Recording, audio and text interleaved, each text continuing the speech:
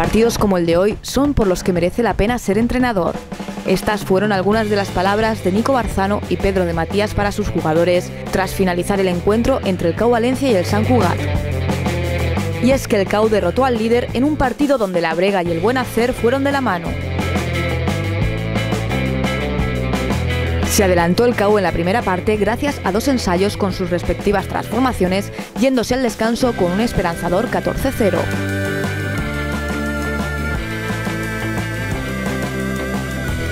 A la vuelta ampliaron distancias con un valiosísimo golpe de castigo lanzado por Edu Sorribes.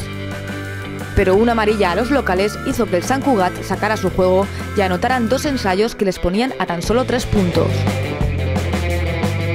Y cerca estuvieron de volver a ensayar, pero los rojinegros salvaron en los últimos metros y aguantaron el resultado de 17-14, de tal forma que la explosión de júbilo se hizo patente entre los jugadores y la grada tras el pitido final.